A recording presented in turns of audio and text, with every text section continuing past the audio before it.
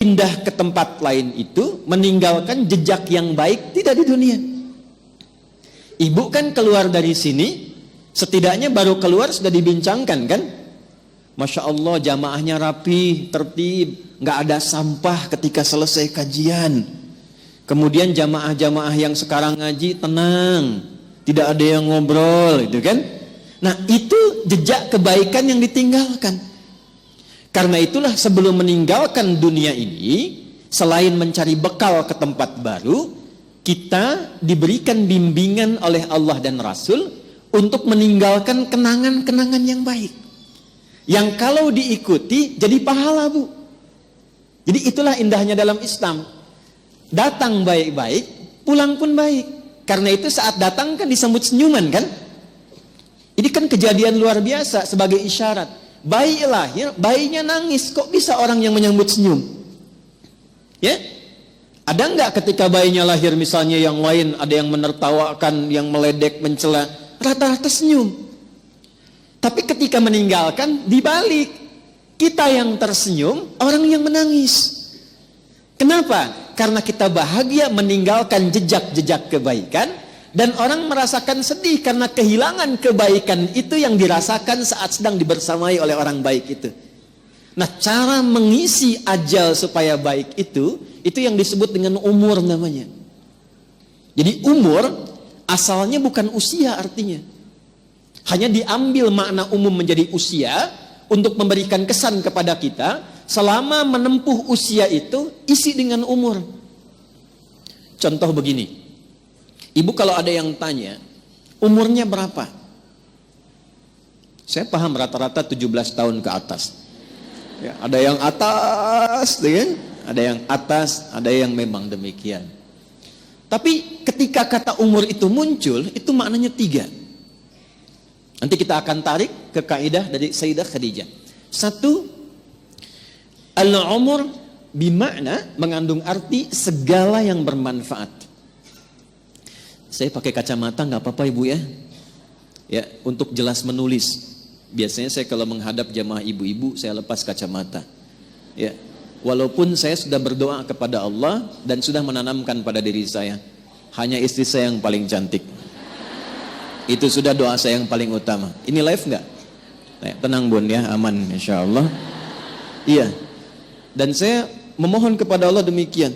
Ya Allah, jadikan siapapun yang aku pandang tetap istriku yang paling mulia. Dan jangan pernah tanamkan pada jiwaku keberpalingan dari istriku dan ketertarikan selain apa yang istriku ridhai. Jadi ibu jangan berharap banyak kepada saya. Ya.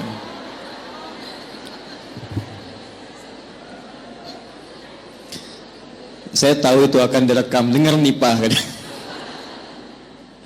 Lihat sini, balik sini. Oke. Sampai mana tadi kita itu umur?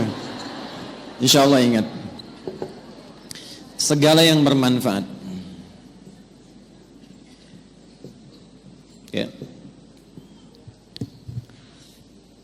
Baik. Ini saya buka kaidah umumnya dulu untuk menunjukkan kesan di akhir nanti betapa Sayyidah Khadijah memahami ini. Lalu kita tarik kemudian praktek dalam kehidupan beliau, poinnya apa, itu yang kita simpulkan nanti dan dibawa pulang. Singkatnya, selama hidup, kalau ingin dikenang, punya nilai kebaikan bahkan sampai masuk ke alam kuburnya, tapi nama dan kisahnya tetap harum, maka buatlah dan rencanakan semua aktivitas yang punya nilai manfaat. Melihatlah dengan yang baik saja. Bila yang dilihat tidak bermanfaat, tak harus dilihat. Berbicara yang mengandung manfaat.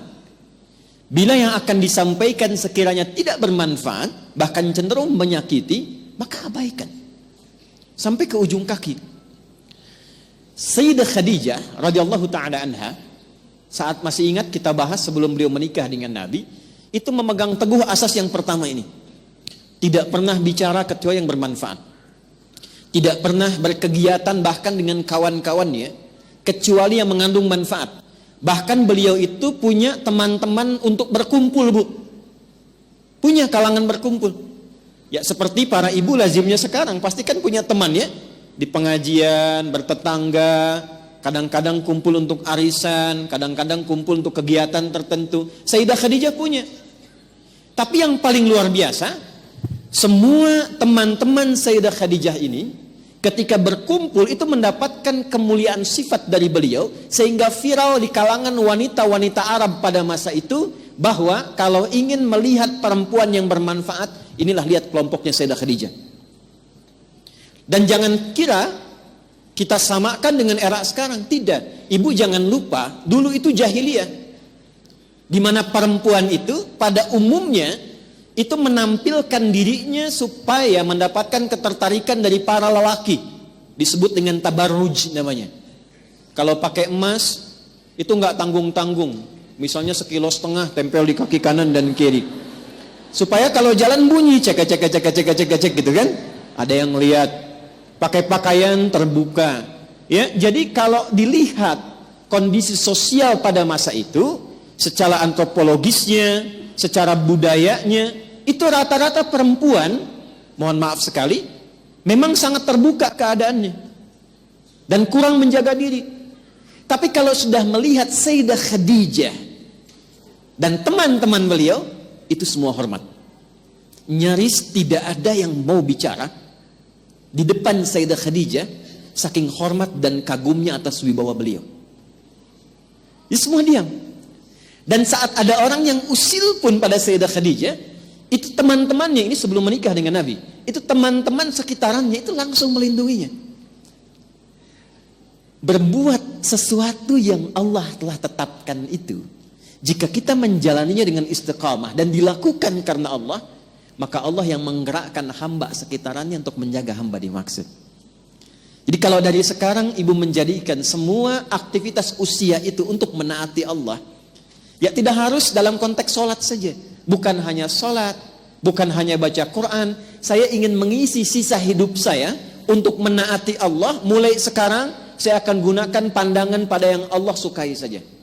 Saya akan gunakan pendengaran pada yang Allah sukai. Saya akan gunakan lisan pada yang Allah sukai. Kata Allah, jangan gibah. Saya tahan gibah. Saya tidak ustaz. Bagus. Tidak seperti ibu itu tuh. Kalau bicara, masih berarti. Tahan. Tahan. Itu kalau bisa dilakukan, Allah balas, mengangkat wibawa ibu.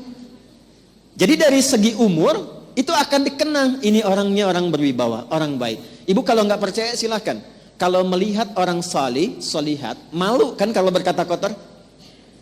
Coba silakan, mau berkata yang kurang baik, walaupun terbiasa bergaul di tempat yang kurang bagus, bertemu orang begini nggak mau mengeluarkan kata-kata kotor. Saya kalau ketemu preman bu, nggak pernah berkata-kata kotor pada saya. Assalamualaikum Ustaz, Assalamualaikum Pak Kiai, doakan ya. Padahal sebelum itu dengan kawannya, keluar, Ragunan keluar, tuh kan? Bahasa-bahasa yang tidak normal keluar. Tapi ketika kita berusaha menaati Allah dalam hal yang simpel saja, turunlah kemudian jawaban dari Allah dengan melindungi sifat-sifat baik kita untuk dikenang.